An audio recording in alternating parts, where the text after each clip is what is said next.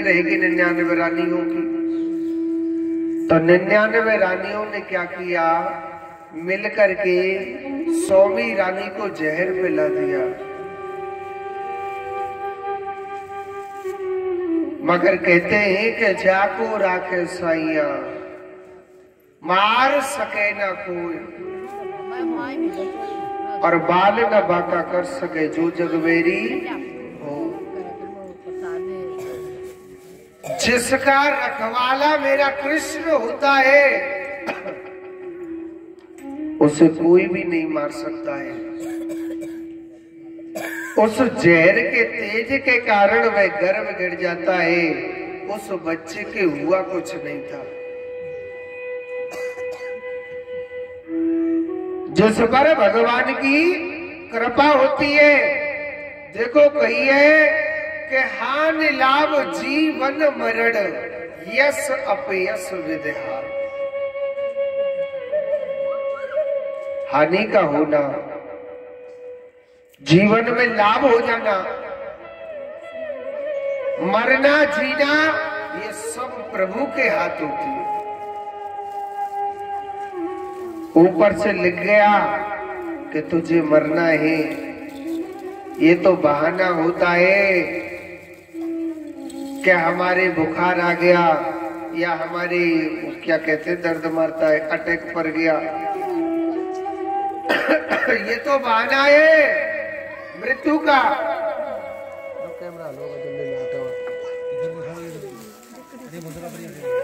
ये तो बहाना है। हानि का होना, लाभ का होना, ये भगवान की इच्छा होती है, ये भगवान की कृपा होती है।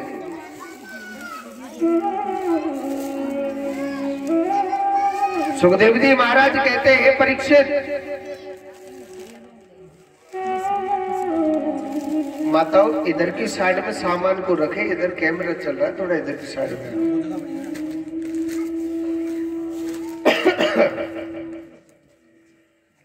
तो आज देखो वह बच्चा बच जाता है, और वह बच्चा सकर सकर करके सांसें ले रहा था। राजा इक्ष्वाकु ने अपने बच्चे को दिखाया संतों को। संत कहने लगे ये बच्चा बहुत अच्छा हुआ है, आगे चल के बहुत बड़ा चक्रवर्ती राजा बनेगा, ये बड़ा तेजस्वी राजा है, ये बनेगा ये। और ये सकर सकर करके सांसें ले रहा है, इसका नाम क्या रख दो, सगर। इसी सगर के आगे चल के 2 विवाह हुए थे। एक रानी का नाम है केशनी, एक रानी का नाम है सुमति। केशनी पर भी एक बेटा हुआ और सुमति पर हुआ। सुमति पे जो बच्चा होता है वो मांस पिंड के जैसा हुआ था। उस मांस पिंड का क्या किया, उसने 60,000 टुकड़े कर दिए। मेरे गोविंद की कृपा से वह 60,000 टुकड़े 60,000 बच्चे बन जाते हैं। और केशनी का हुआ था एक बेटा, नाम क्या रख दिया, असमंजस। राजा सगर आगे चल के बहुत बड़े चक्रवर्ती राजा हुए थे। आगे चल के बहुत बड़े चक्रवर्ती राजा हुए। इन्होंने एक अश्वमेध यज्ञ भी किया, उस यज्ञ का घोड़ा छोड़ दिया और अपने 60,000 पुत्रों से कहा था कि जाओ आप भगवान की तपस्या करो। वो भगवान की तपस्या करने के लिए चले जाते हैं तो देवराज इंद्र इनकी तरक्की को देख करके घबरा गया। सोचने लगा राजा सगर का इतना सुंदर राजपाट है, मुझे ऐसा लगता है कहीं अब मेरे इंद्र शासन को न जीत ले। अब क्या होता है, उस यज्ञ के घोड़े को चुरा लिया उसने और धरती के अंदर पाताल में कपिल भगवान के आश्रम में वो यज्ञ का घोड़ा बांध दिया। राजा सगर के 60,000 पुत्र सोचने लगे, हमारे यज्ञ का घोड़ा कहां पर गया हुआ है। उन्होंने पूरी धरती को खोजा, कहीं नहीं मिला। पूरी धरती को खोजा था उन्होंने, कहीं नहीं मिला। और फिर धरती को खोदना स्टार्ट कर दिया। धरती को खोदते खोदते पाताल में चले गए और देखा कि उनका यज्ञ का घोड़ा पाताल में ही बंधा हुआ है, कपिल भगवान के आश्रम में। तो कपिल भगवान को गाली देने लगे कि आप कैसे संत हो, आप कैसे ऋषि हो जो आप हमारे यज्ञ के घोड़े को चुरा करके ले आए। तो कपिल भगवान को गाली देने लग रहे थे और कपिल भगवान में पत्थर भी मारने लगे। कपिल भगवान में जब पत्थर मारने के लिए गए तो कपिल भगवान के नेत्रों से ऐसी ज्योति निकली जो 60,000 पुत्रों पर जाके पड़ी थी और 60,000 पुत्र जल करके भस्म हो जाते। राजा सगर सोचने लगा, मेरे पुत्र कब के गए हुए हैं, अभी तक नहीं आए। मेरे पुत्र कब के गए हुए अभी तक नहीं आए।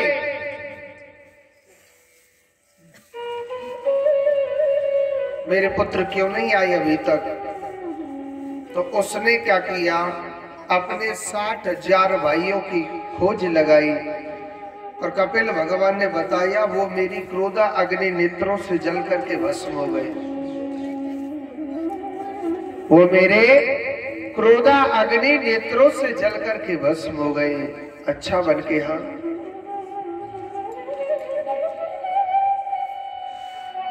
श्री सुखदेव जी महाराज कहते हैं, परीक्षित, कपिल भगवान ने उपाय बताया कि अगर अपने भाइयों का आप उद्धार चाहते हैं तो आप जाओ गंगा जी की तपस्या करो, गंगा जी के धरती पर लाना पड़ेगा। तो असमंजस ने बड़ी कठोर तपस्या करी थी, इतनी कठोर तपस्या करी कि तपस्या करते करते इनके पूरे शरीर में दीमक लग गई और अंत में इनकी मृत्यु हो गई। मगर गंगा मैया नहीं प्रकट हुई थी। असमंजस के पुत्र हुए थे अंशुमान। इन्होंने भी गंगा जी की बड़ी कठोर तपस्या करी, गंगा जी को प्रकट करने के लिए, अपने पूर्वजों के उद्धार के लिए। तपस्या करते करते इनकी भी मृत्यु हो गई, मगर गंगा मैया नहीं प्रकट हुई थी।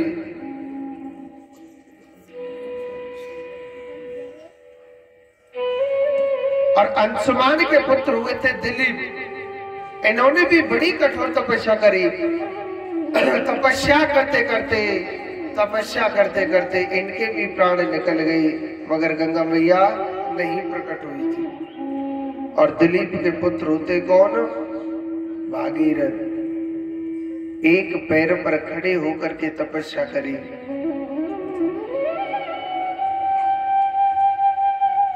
रामायण क्या कहती है कि राम राम रटते रहो, हर जब तक घट में प्राण, कबहु तो दीन दयाल की भनक पड़ेगी का। बहुत से लोग कहते हैं महाराज हम भगवान का भजन बहुत करते मगर भगवान हमारी सुनता नहीं है। देखो मेरा भगवान जरूर सुनता है। भगवान के द्वार पर कभी अंधेरा नहीं है, थोड़ी सी देर है, मगर भगवान के द्वार पर कभी अंधेर नहीं है। अगर मनुष्य अपने सत्य के रास्ते पर चलता है ना, कभी उसकी हार नहीं होती है, हमेशा जीत होती है। भगवान किसी को गिरने नहीं देगा। मैंने आपको कल के दिन बताया,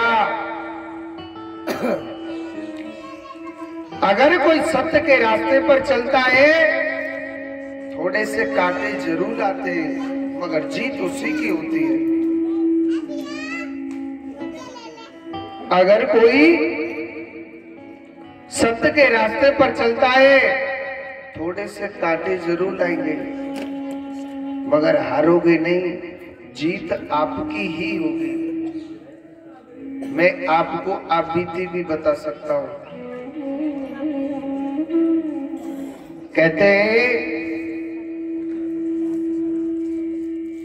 आप सभी की कृपा से राजस्थान में जितने भी जिले बने हुए हैं, सब में कथा हो चुकी है हमारी, आप सबकी कृपा से। और ऐसे नहीं, खूब 5-5, 10-10 कथा। ये छोटा सा खेतड़ी है ना आपका, ये 7वीं भाग में चल रही है आपके खेतड़ी में। आप YouTube पर देख सकते हो, गोपाल दीक्षित जी महाराज का नाम डाल के। ये भी कथा जो चल रही है, ये भी YouTube पर चढ़ रही है, आप देख सकते हो दोबारा अपने घर जाके। मोबाइल में नाम लिखना गोपाल दीक्षित जी महाराज। आपके इस खेतड़ी में भी 7 कथाएं हो गई, अभी तो कई कथाएं इसमें अभी,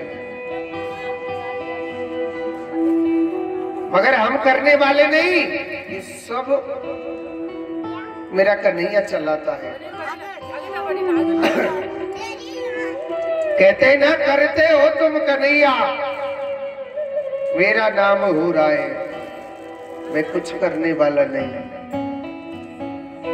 भगवान की कृपा से सब जगह कथा हो चुकी है राजस्थान में, चाहे जयपुर हो, जोधपुर हो, जैसलमेर, बाड़मेर, और कौन कौन से मेरे, हमको खुद को नहीं मालूम काका गए थे। 14 साल के से कथा कर रहा हूँ, आज मैं 29 साल का हो गया। हर जिले में कथा हो चुकी है, हर तहसील में। कोई 2-4 तहसील बची हो तो कह नहीं सकता हूँ, मगर हर तहसील, हर जिला। एक दिन हम भी मन में बैठे बैठे सोचने लगे, मनुष्य को ऐसा कर्म करना चाहिए। हम दुनिया से उपदेश देते हैं, भैया आप भजन करो, आप भजन करो। हम सब लोगों से ज्ञान देते हैं। हमने भी, मेरे मन में विचार आया, भाई कोई ऐसा कर्म करना चाहिए ताकि हमारे भी जीवन की एक अमर कहानी बने। मन में सोचने लगा, कहते हैं कि कितना भी सुंदर बंगला बनवा लो, कितना भी सुंदर मकान बना लेना आप, मकान बनाने से कभी नाम नहीं होता है। और इस दुनिया में कोई 2 करोड़ रुपए लगा रहा है, कोई 20 करोड़ रुपए लगा रहा है, कोई 50 करोड़ रुपए लग रहा है, एक से एक सुंदर मकान बन रहा है। तो क्या करना चाहिए? मेरे मन में विचार आया कि कहते हैं मथुरा वृंदावन, मथुरा वृंदावन, महंगाई बहुत है वहां पर। मथुरा वृंदावन में महंगाई बहुत है वहां पर।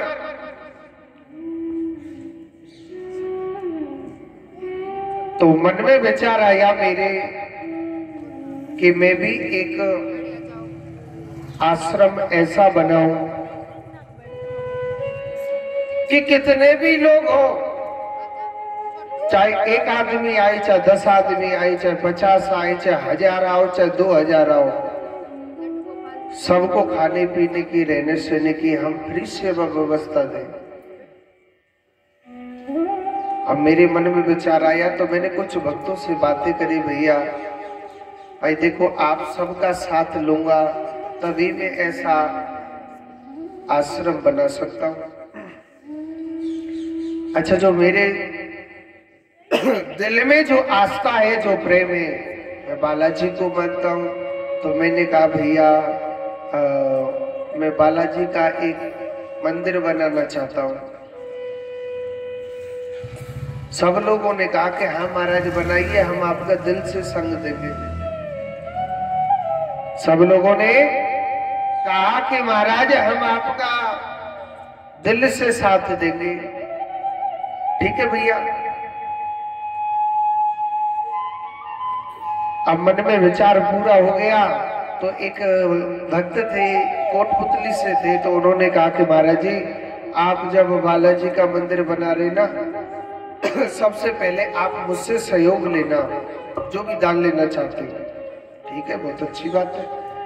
अब सब लोग आगे से आगे फोन कर रहे, हमें क्या पता ही कि हमें ऐसा कर लेंगे का। हम बड़े खुश हुए। अब मन में विचार आया कि ठीक है मंदिर तो बना ले, मगर कहते हैं एक कोटपुतली में एक मंदिर बनाया था किसी राजपूत ने, बालाजी का मंदिर बनाया, बहुत सुंदर मंदिर बनाया, मगर कहते हैं उसके जीवन का लक्ष्य यही था कि मैं बालाजी का मंदिर बनाऊं। इतना सुंदर मंदिर बनाया, बहुत अच्छा, मगर जब मूर्ति पधराने का समय आया तो उसकी मृत्यु हो जाती है। उसकी मृत्यु हो गई।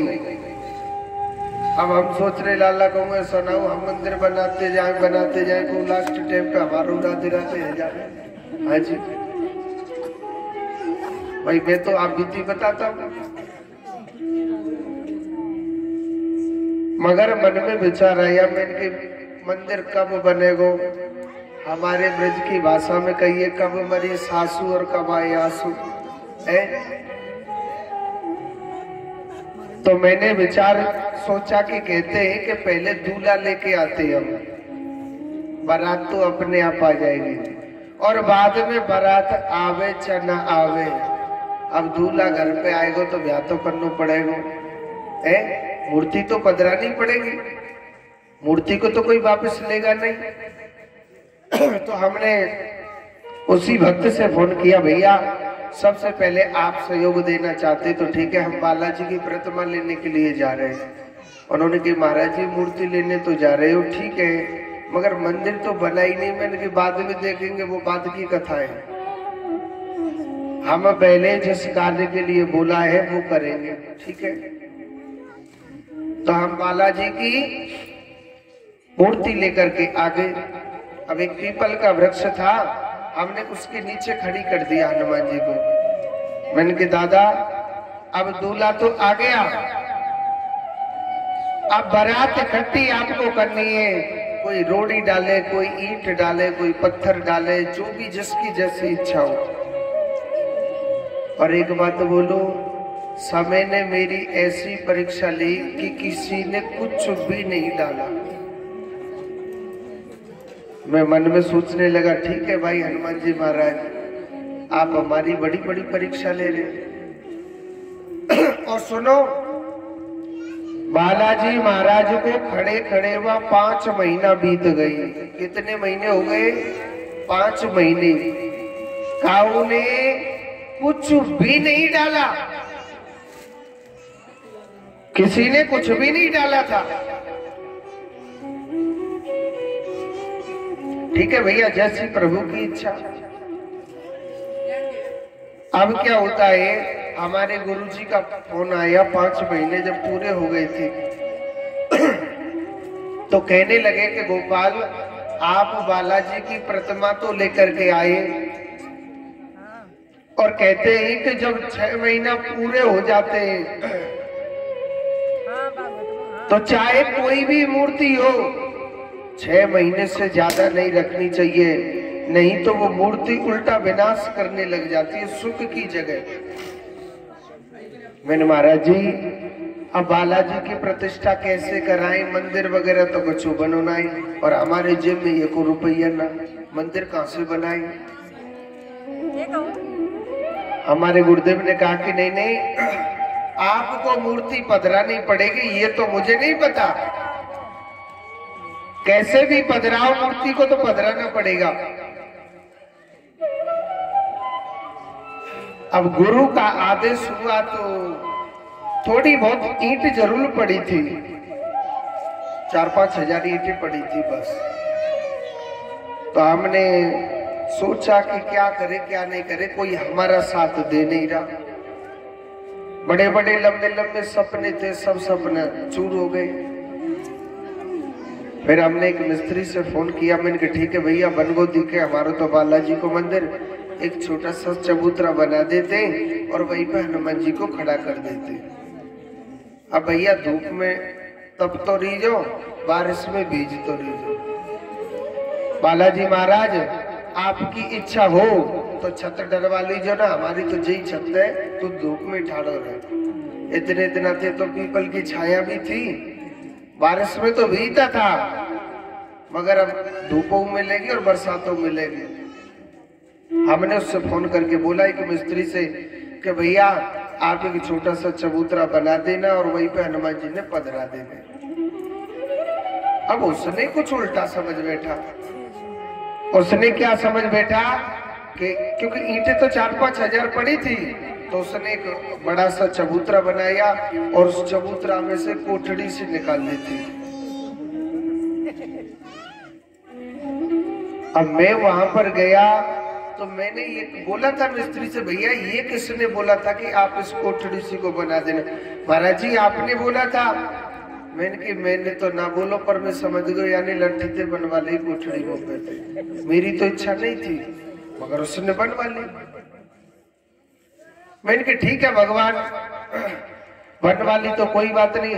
आजकल क्या ये फेसबुक वगैरह चल रहे हैं, तो एक फोटो हमने भी डाल दिया था कि 3 मार्च को इच्छा पूर्ण बालाजी महाराज की प्राण प्रतिष्ठा है। ऐसे डाल दिया तो 2-4 भक्तों ने पढ़ा भी था, महाराज जी आप बालाजी की मूर्ति पधरा रहे। मैंने कहा हाँ जी। तो फिर महाराज जी वहां तो अच्छा भंडारा भी होगा। मैंने कहा भंडारों का चुना है, और ठीक है आपकी इच्छा है तो खाने की घर में से खिला देंगे रोटी।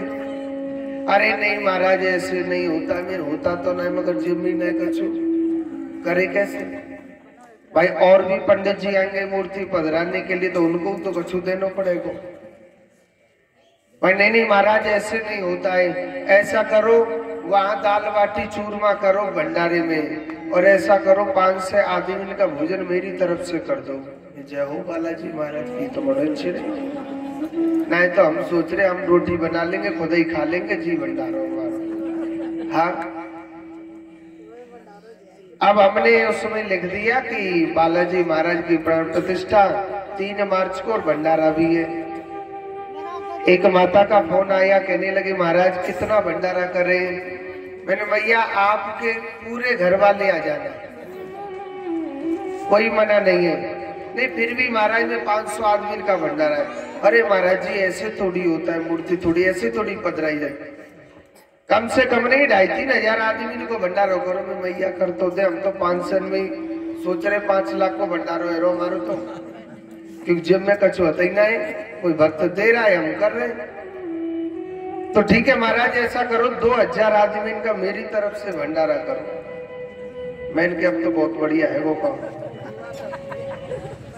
यानी नाना करते करते मैं नहीं सोच सकता था ऐसा कार्य हुआ कि नाना करते करते वहां 5,000 आदमियों का बहुत सुंदर भंडारा हुआ था, और वही छोटी सी कोठरी में बालाजी को बैठा दिया था। और सुनो दूसरे दिन ऐसी बारिश हुई कि जितनी कोठड़ी खड़ी सब नीचे ढेस में सो गई। मगर बालाजी महाराज वहीं खड़े रहे, क्योंकि ज्यादा व्रत करा देते हमको मालूम नहीं था। एक साथ व्रत करा दिया, सो मिट्टी बैठ गई, सो दीवार फट गई। मैंने बहुत खुशी की बात है बालाजी महाराज, हमने तो जैसे तैसे जन काका से पैसा लेकर के आए, आपको खड़ा किया, ये बहुत अच्छा किया, अब धूप में ठाड़ो नहीं जाते। हाँ। मगर कहते हैं कि जो करता है भगवान अच्छा करता है, कि हम सोच नहीं सकते थे। हमारी आगे की कथा थी, भक्तों ने हमको ऐसा साथ दिया कि जो मैं ना सोच सका वहां वो कार्य होते गए। वहां राम दरबार का मंदिर बनाया, राधा कृष्ण का भी मंदिर बनाया, भगवान शंकर जी का मंदिर बनाया, यानी सब भक्तों ने खूब साथ दिया था। कहते हैं कि जब सत्य के रास्ते पर चलते ना, थोड़ी सी अड़चने जरूर आती है, मगर जीत उसी की होती है। आपके खेतड़ी से बहुत भक्त जाते हैं, ऐसी बात नहीं जाते। आप कभी भी मथुरा वृंदावन घूमने के लिए जाएं तो ये मत सोचना कि भाई हम कहाँ जाएं, किस जगह जाएं, किस जगह रुकेंगे, ये कोई मत सोचना। गिरिराज जी की जो परिक्रमा आती है, परिक्रमा मार्ग में राधा कुंड आता है।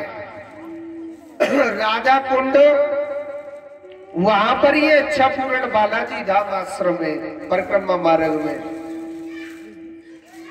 और देखो पैसा वाले तो अपने अपने गाड़ी में तेतराते पहुंच जाए,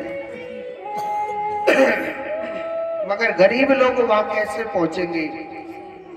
तो देखो वहां उस मंदिर पे, उस मंदिर के लिए एक रेलवे स्टेशन भी बनवाया, जो फिल्मी एक्टर नहीं है, हेमा मालिनी हमारे यहाँ की सांसद है, उन्होंने ही बनवाया था उस मंदिर के लिए रेलवे स्टेशन। राधा कुंड के नाम से है। राधा कुंड रेलवे स्टेशन को बाहर निकल के ही इच्छापूर्ण बालाजी धाम आश्रम में, आपके पास में अलवर ही पड़ता दिखे शायद पास में, तो अलवर से 3 ट्रेन जाती है रोज नित्य प्रतिदिन, 12 बजे दोपहर को, और दोपहर को 2 बजे, और शाम को 3 बजे, और शाम को 7 बजे। ये 4 ट्रेन नित्य प्रतिदिन चलती है। गोवर्धन से अगला स्टेशन है राधा कुंड। राधा कुंड रेलवे स्टेशन के सामने इच्छापूर्ण बालाजी धाम आश्रम, किसी को भी पूछ सकते हो। और भी एड्रेस भूल जाए तो हमारा नाम है गोपाल दीक्षित, यूट्यूब पर डालना नाम। जहां जहां हमने कथाएं करी है उस वीडियो के नीचे लिखा हुआ है कि ये इच्छापूर्ण बालाजी धाम आश्रम कहाँ है, किस जगह है। खाने पीने की, रहने सहने की, चाहे 1 आदमी हो, चाहे 1000 हो, चाहे 1 लाख हो, किसी से कोई सहयोग भी नहीं, सभी के लिए खाने पीने की, रहने सहने की फ्री सेवा व्यवस्था है। तो कहते हैं कि अगर आप सत्य के रास्ते पर चलोगे, थोड़ी सी अड़चन जरूर आएगी, मगर जीत उसी की होगी। आज देखो भागीरथ ने बड़ी कठोर तपस्या करी तो गंगा मैया को अंत में प्रकट होना ही पड़ा, और इसी गंगा मैया ने 60,000 पूर्वजों का उद्धार किया था। बोलिए गंगा मैया की। गंगा जी में कौन कौन ने स्नान करो, इन्हें हाथ ऊपर करियो, सवन ने कर लियो, करना भी चाहिए। तो ताजी आपने नहीं किया, करने करो ऊपर ही थोड़ी कर। इसी भागीरथ के पुत्र हुए अनैना, अनैना के पुत्र हुए मूलक, मूलक के पुत्र हुए थे खड़वांग, खड़वांग के पुत्र हुए धीरबाहु, धीरबाहु के पुत्र हुए थे राजा रघु, जो रघुवंशी कहलाए गए। और राजा रघु के पुत्र हुए थे कौन? अज, और अज के पुत्र होते राजा दशरथ। सूर्य वंश का नियम है, बगैर यज्ञ के कोई भी संतान प्राप्त नहीं हो सकती है। राजा दशरथ ने 3 विवाह कर लिए। तीनों रानियों का नाम क्या था? कौशल्या, कैकेयी और सुमित्रा। राजा दशरथ बड़े दुखी हो गए थे। मैंने आपको बताया कल के दिन, अगर किसी के पास दुख आता है, इंसान को संसार में किसी के आगे रोना नहीं चाहिए। आप किसी के भी दरवाजे पर रो लेना, ये दुनिया आपके दुख को और रो करके पूछ लेगी और हंस करके उड़ा देगी कि फलाने के घर में ना ऐसा हो रहा है। दो दरवाजे ऐसे ही, जितना रोना है इन दो दरवाजों पर रो, तुम्हारे आंसू पहुंचने वाला जरूर मिलेगा। पहला दरवाजा किसका है? भगवान का। जितना रोना है आप मेरे कन्हैया के आगे रो, मेरे कान्हा को अपना दुख सुनाओ, मेरे कन्हैया को अपना दुख सुनाइए, जो भी दुख सुनाना है। और दूसरा दरवाजा गुरु का है। जितना रोना है अपने गुरु के आगे रो, अपने गुरु को अपना दुख बताइए। राजा दशरथ के पास जब दुख आया था तो राजा दशरथ सबसे पहले कहाँ गया? अपने गुरु के पास गया। गुरु से कहने लगा, हे गुरुदेव, मैं भजन करता हूँ, मैं भजन करता हूँ महाराज, मैं भगवान का चिंतन करता हूँ, मगर महाराज मेरे कोई भी संतान नहीं होती है। प्रभु आप कोई ऐसी कृपा करो ना, मेरे घर में भी कोई संतान योग हो जाए। गुरु वशिष्ठ मुनि कहने लगे कि हे राजन, आप चिंता न करें, आप ऐसा करो, एक पुत्र कामिष्टि यज्ञ करवाओ। क्या करो? पुत्र कामिष्टि यज्ञ, पुत्र की कामना के लिए।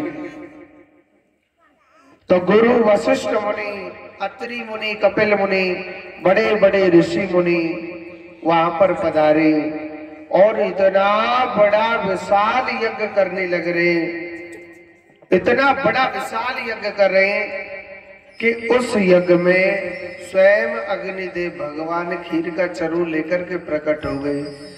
बोली अग्निदेव भगवान की जय। तो आज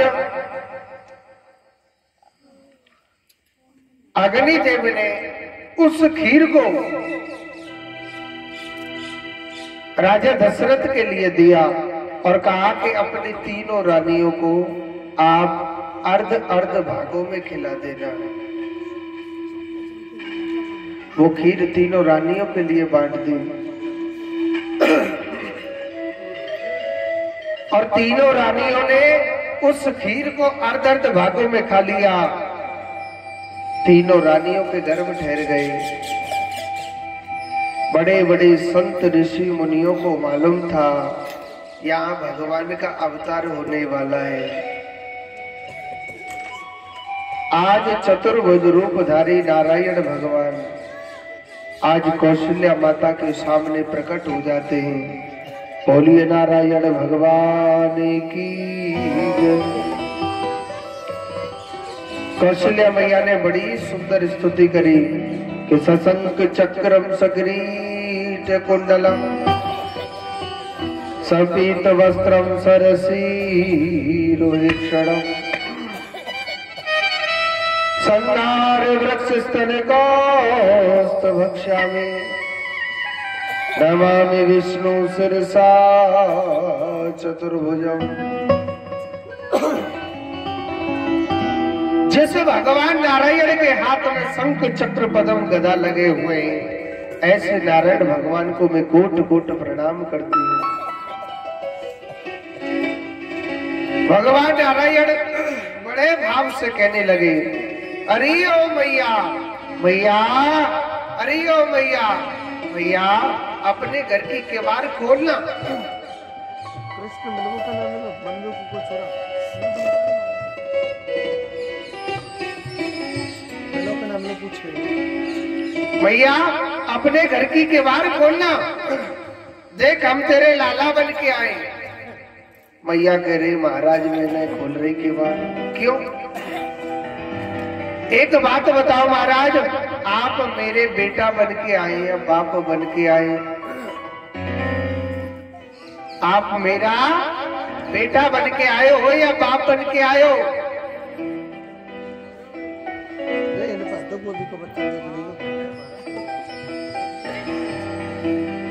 आप मेरे बेटा बन के आए या बाप बन के आए? भगवान कहने लगे मैया तो दिखना रे कम तेरे लाला बन के आए। अच्छा बन के आए। और बालक के लेके जा रहे देखे आप रहे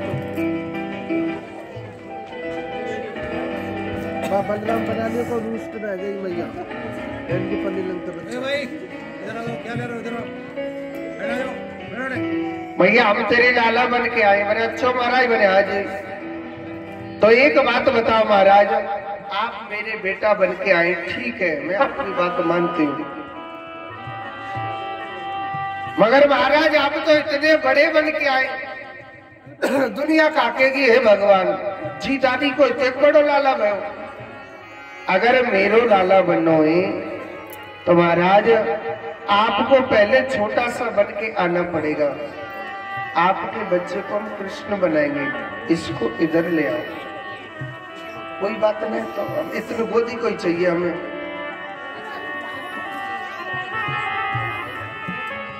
जोर से बोलो राधे राधे।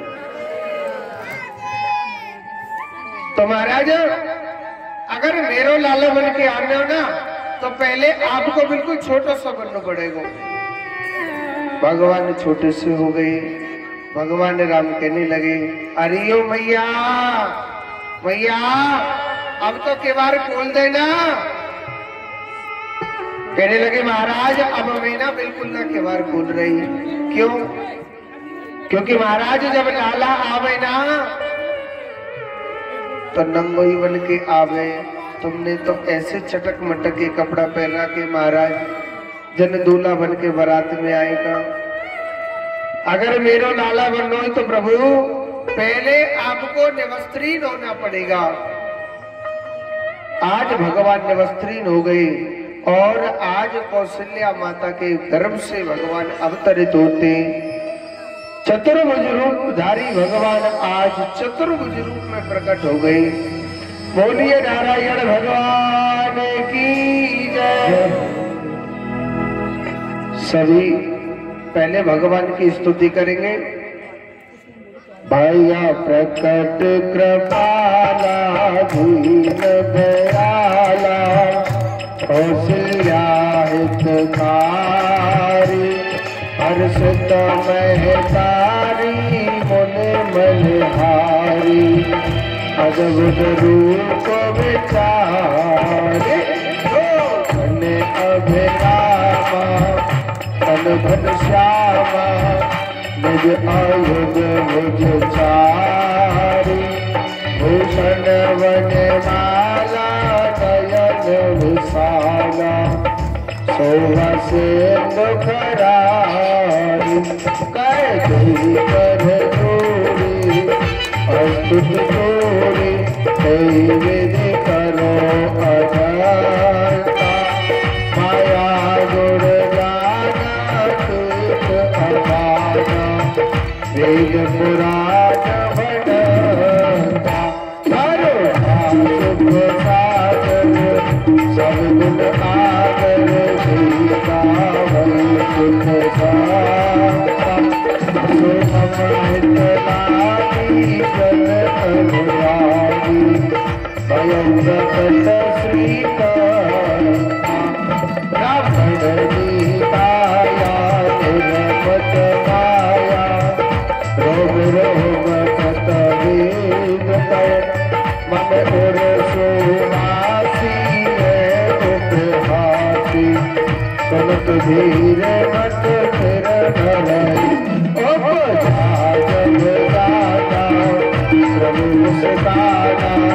चरित बहुत कई कथा सुहाई बात भुलाई जय प्रकाश सुख माता पुत्र शोभत डोरी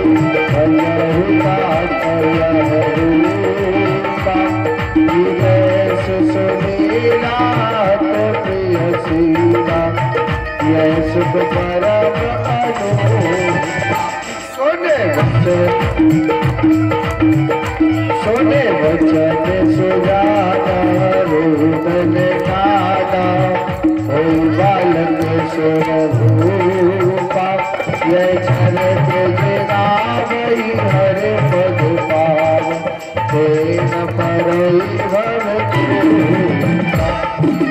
प्रधन सुर संत हत लीन मनुज अवतार निज इच्छा निर्मित कर माया गुण भूपाल सियापत राम जय। बोलिए राजा रामचंद्र भगवान की।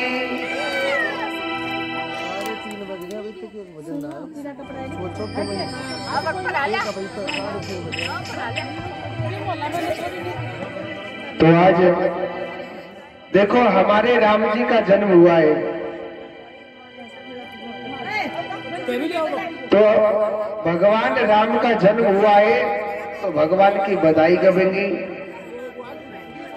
और भगवान राम की देखो कन्हैया को जन्म भयो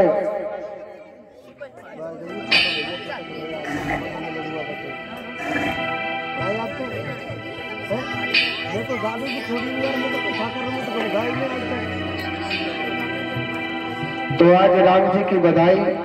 बोलिए राजा रामचंद्र भगवान की जय। जय जय श्री राधे श्याम। तो आज भगवान राम जी का जन्म हुआ है, सभी को बधाई गानी है।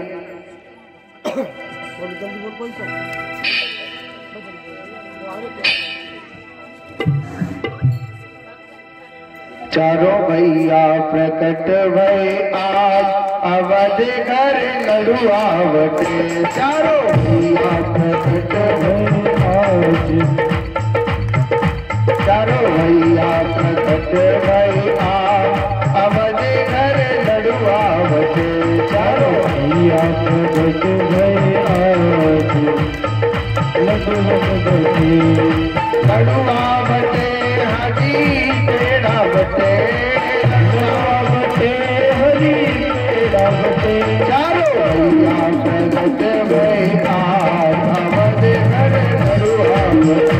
चारों भैया प्रगट में आज अवध घर हरी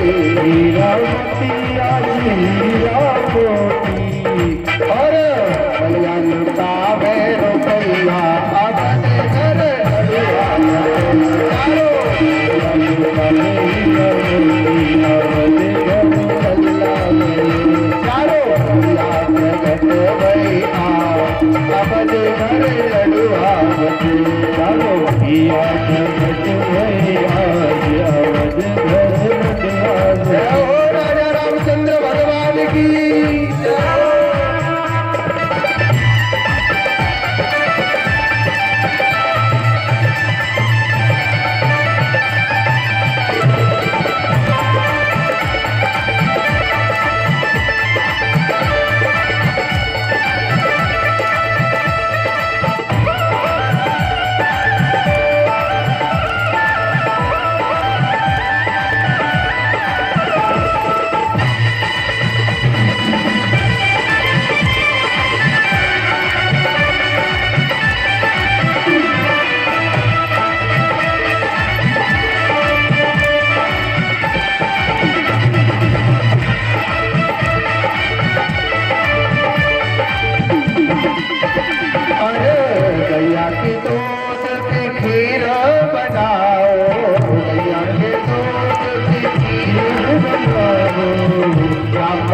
भगवान और चार जमाओ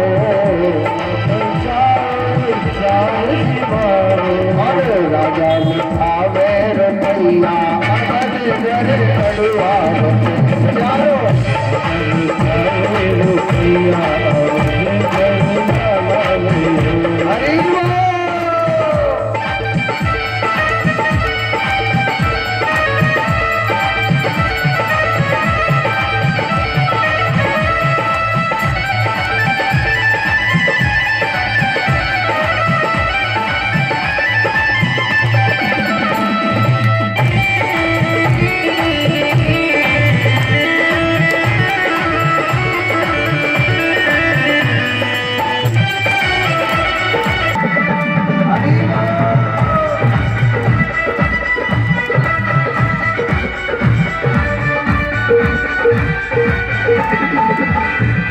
हरि जगमग जोत जलते हैं जगमग जगमग जोत जलते हैं जगमग जगमग जोत जलते हैं जगमग जोत जलते हैं होते अतरिया अवध में बाजी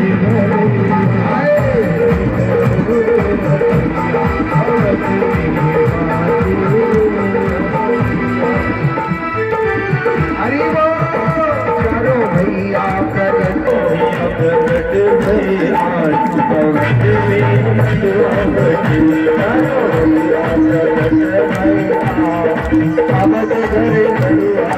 घर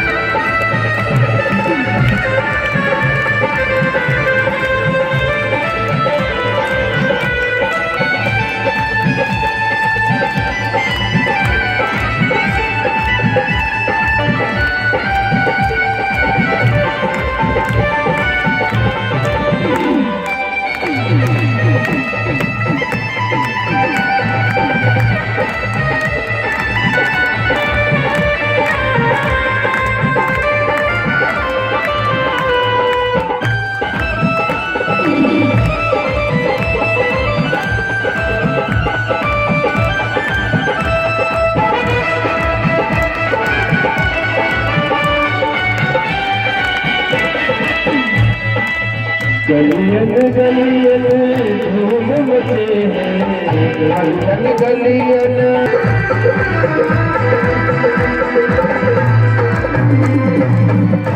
बोलिए राजा रामचंद्र भगवान की जय जय श्री राधे श्याम।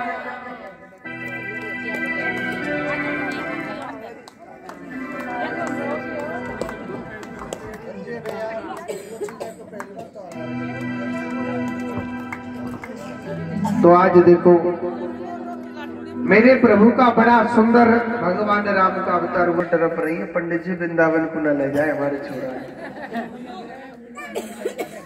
तो एक बार जोर से बोलो राधे। राम दिखने में ही छोटा सा है, वैसे वो छोटा नहीं है। तो भगवान राम और लक्ष्मण को लेकर के गए तो भगवान राम ने सबसे पहले ताड़का का उद्धार किया। कुछ समय तक वहां रहे। एक दिन राजा जनक का संदेश आया कि जो भगवान शंकर के दिव्य धनुष को तोड़, इसीलिए विश्वामित्र जी भगवान राम और लक्ष्मण को लेकर के जाते हैं। जनकपुरी के नर नारी भगवान राम के सौंदर्य रूप को देख करके, भगवान राम के सुंदर चेहरा को देख करके जनकपुरी के नर नारी मोहित हो गए थे। सब लोग सोचने लगे भैया राम राम राम जिसे कहते राम, वास्तव में राम बड़ा सुंदर लग रहा है, हमें राम बड़ा सुंदर लग रहा है। कितनी सुंदर झांकी है राम की। नर नारी मोहित हो गए। और तो क्या चले, जब भगवान राम पुष्प वाटिका में फूल तोड़ने गए थे ना, भगवान राम पुष्प वाटिका में जब फूल तोड़ने के लिए गए थे, तो जानकी माता यानी सीता माता और भगवान राम के थोड़े नैनों से नैना मिल जाते हैं। सीता माता मन ही मन कहने लगी कि हे भोलेनाथ, अगर मैंने भगवान की सच्चे मन से पूजा करी है, हे भोलेनाथ, मेरे जो पति बने ये सामने वाले ही मेरे पति बनने चाहिए। अब कोई इतना भाव से पुकार रहा है, भाव से प्रार्थना कर रहा है, तो भगवान उनकी पूजा को स्वीकार करते हैं कि नहीं करते हैं? भगवान ने मन ही मन तथास्तु बोल दिया था। आप चिंता न करें, हम ही आपके पति बनेंगे, आप टेंशन न करें। मगर वहां संकल्प था क्या कि जो भगवान शंकर के दिव्य धनुष को तोड़ करके तोड़ेगा नहीं, तब तक वो सीता का पति नहीं बनेगा। देश विदेशों से राजा महाराजा पधारे हुए उस धनुष को तोड़ने के लिए जा रहे हैं। और सुनो, उस धनुष को तोड़ने की तो बहुत बड़ी बात है, वो धनुष किसी पर उठ ही नहीं रहा था। वो धनुष किसी पर उठ ही नहीं रहा था। और जब मेरे राम का नंबर आ रहा है ना, सब लोग भजन करने लग गए, हे भगवान यही राम धनुष तोड़े, अन्यथा कोई भी नहीं तोड़े। यही राम धनुष तोड़े, अन्यथा कोई भी नहीं तोड़े। सब लोग भजन करने लग रहे। और जब भगवान राम को नंबर आ रहा, तो जैसे आंखों के पलक को दबाते ना, भगवान राम ने उसी प्रकार उस धनुष को उठाया और एकदम झटका से भगवान ने खंडन खंडन कर दिया था। भगवान ने धनुष को तोड़ दिया। बोलिए राजा रामचंद्र भगवान की। और चारों भैयाओं की शादी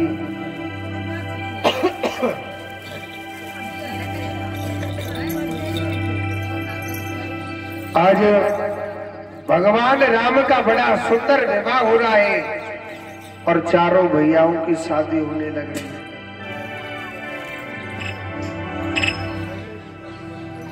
चारों भैयाओं का बड़ा सुंदर विवाह हुआ। आज अयोध्या नगरी बड़े आनंद से रहने लग रही है, बड़ा आनंद बरस रहा है। एक बात बोलूं, सबसे ज्यादा अयोध्या की नगरी में भगवान राम को कौन प्रेम करता था? बताओ, बताओ कि नहीं? हाँ की कही माता। देखो, भगवान राम कभी अपने ननिहाल नहीं गए थे। ननिहाल जानते हो ना, नाना नानी के, मामा मामी के। भगवान राम कभी नहीं गए थे। पता ही क्यों नहीं गए थे? क्योंकि कैकेयी माता मेरे राम के बगैर एक मिनट नहीं रहती थी। 24 घंटे मेरा राम।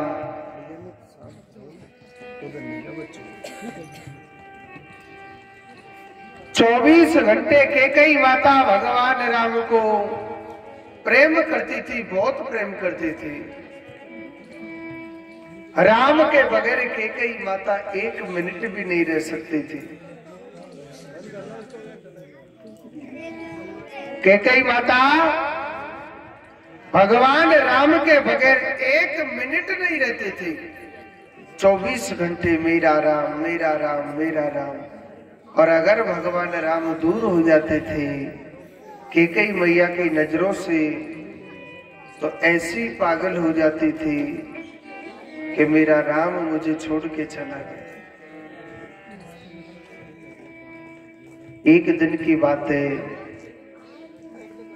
भगवान राम जब छोटे से थे, कैकेयी माता भगवान राम को भोजन कराने लग रही थी। क्या करा रही थी? भोजन करा रही थी। 1-2 ग्रास, 1-2 ग्रास भगवान राम को भोजन कराया ही था।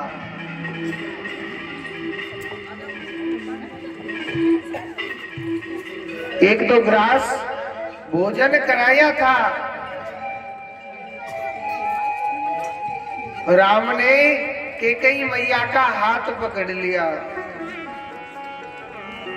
और भगवान राम कहने लगे, मैया, अरे यो कैकेयी मैया, एक बात बता तू मैया मुझको। मैया एक बात बता तू मेरे काजे मैया। मैया तू मेरे माऊ 24 घंटे बड़ा घूर घूर के देखा करती है। मैया मेरी तरफ तू क्या देखती है? अरे ओ मैया, मैया तू मुझको बताना कहाँ देखे करे, तू 24 घंटे मेरी तरफ देखा करती है। कैकेयी मैया कहने लगी, हे राम, नहीं ऐसी कोई बात नहीं है। भगवान राम जिद पड़ गई, मैया तुम मुझको बताना कहाँ बात है, 24 घंटा मेरे माऊ देखे करे। कैकेयी मैया कहने लगी, हे राम तुझे क्या बताऊं? लाला मैं तोते न बहुत प्रेम करूं। लाला मैं पता है तेरी तरफ घूर घूर के क्यों देखा करती हूँ। हे राम तू मुझे बहुत सुंदर लगता है। मेरो लाला राम मुझे इतना प्यारो लगे, मेरो लाला राम बहुत सुंदर है। सुनो, राम कैकेयी का बेटा नहीं है, कौशल्या का बेटा है। प्रेम कौन करती है? कैकेयी। और ऐसी बात नहीं है कि कैकेयी पे बेटा नहीं है, बहुत बड़ा भगवान का भक्त था वो। भरत बहुत बड़ा भगवान का भक्त था, मगर कैकेयी माता मेरी राम से बहुत प्रेम करती थी। कैकेयी मैया कहने लगे, हे राम, लाला देख मेरी आंखों को तारा, मेरी नींद, मेरा दिन और मेरा सुख और मेरा दुख केवल राम तू ही है मेरा। राम कहने लगा, मैया तू मुझे इतना प्यार करे। मैया जब तू मुझे इतना प्यार करे, मैया तेने मुझको आज तक कछु दियो का? मैया तेने मुझको आज तक कछु दियो का? कैकेयी मैया कहने लगे, हे राम तू मांग के तो देख। लाला तू मांगवे में देर कर देगो, तेरी जी मैया है ना, तू को देवे में देर ना करेगी। और वास्तव में प्रेमी भी वही है, कभी सोचे नहीं। और भगवान के भक्त कभी सोचते नहीं है। कैकेयी मैया भगवान राम कहने लगा, मैया तू सोच ले, मैया मैं तो पे ऐसी चीज मांग रहा हूं, मैया मैं तो पे ऐसी चीज मांग रहा हूं, आज के बाद अपनी बेटी को नाम कैकेयी कोई नहीं रखेगा, इतनी नफरत हो जाएगी। और सुनो, कैकेयी माता ने बड़ी सुंदर बात कही, हे राम, हे राम, आज की दुनिया में जो सगा बेटा होता है ना, अरे वो ही अपने माँ बाप का नाम नहीं करता है। इस दुनिया में कौन मेरा नाम करेगा। हे राम, जामे मेरो लाला, जामे मेरो राम खुश रहे। हे राम, चाहे मेरे नाम की बदनामी हो जाए, हो जा, मगर राम मैं तेरे लिए जरूर लाके दूंगी। मांग तो सही, क्या मांगना चाहता है। राम कहने लगा, भैया तू सोच ले, मैया मैं तो पे ऐसी चीज मांगूंगा, शायद तुझे विधवा भी होना पड़ सकता है। कैकेयी मैया ने सोचने लगी, मेरा राम क्या मांगता है। मगर कैकेयी मैया कहने लगी, हाँ राम मैं तेरे लिए जरूर दूंगी। राम कहने लगा, मैया तू मेरे सर की कसम खा के बता, मैं तो पते जो मांगू तू मेरे का जरूर देगी, क्योंकि प्यार करने वाले कभी सोचते नहीं। 1 मिनट पर सर पर हाथ रख दियो, लाला हे राम तू मोपे ते जा चीजें मांगेगो ना, मैं तेरे काजे ना जरूर जरूर लाके दूंगी। सर पे हाथ रख दिया था और आज राम ने ऐसी चीज मांग ली जो कैकेयी मैया जीते जी लुट गई थी। कैकेयी मैया जीते जी लुट गई थी। क्या मांगा? कहने लगे, मैया मैं राजा नहीं बनना चाहता हूँ, मैया राजा चाहे भरत भैया को बना लेना, भैया मुझे 14 बरस का वनवास चाहिए। एक बात सोचो, जो कैकेयी मैया मेरे राम से 1 मिनट दूर नहीं रह सकती है, आज कैसी घड़ी आ गई।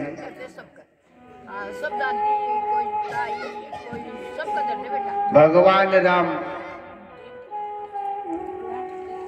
भगवान लक्ष्मण और माता जानकी तीनों को वनवास मिल गया। ऐसे ऐसे बड़े साधु संत ऋषि मुनि थे जिन्होंने मुहूर्त देखा कि सुबह राम राजा बन जाएगा, मगर कहते ना समय का भरोसा को नहीं, कद पलटी मार जाए। समय का कोई भरोसा नहीं है, कब भिखारी राजा बन जाए और कब राजा भिखारी बन जाए, समय का कोई पता नहीं होता है। आज भगवान राम के सामने ऐसा ही समय आया क्योंकि भगवान इस समय को दिखा रहा है। मेरा परमात्मा इस समय को दिखाने लग रहे भगवान।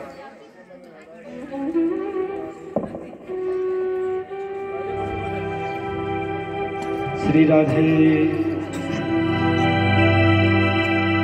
समय को भरोसो कोनी कद पलटी मार जावे समय को भरोसो कोनी कद पलटी मार जावे समय को भरोसो कोनी कद पलटी मार जावे कदी कदी काटना सो सिंह हार जावे कदी कदी काटना सो सिंह हार जावे समय को भरोसो कोनी पलटी मार जावे समय को भरोसो कोनी पलटी मार जावे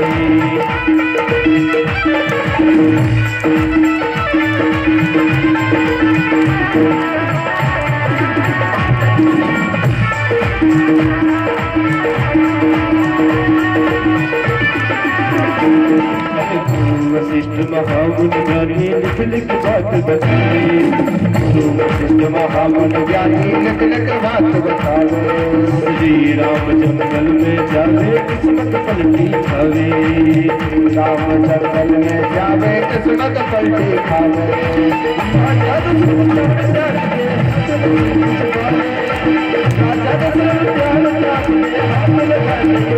समय को भरोसो कोनी पलटी मार जावे समय को भरोसो कोनी पलटी मार जावे कदी कदी काटना सो सिंह हार जावे कदी कदी काटना सो सिंह हार जावे समय को भरोसो कोनी हरि बोल पलटी मार जावे समय को भरोसो कोनी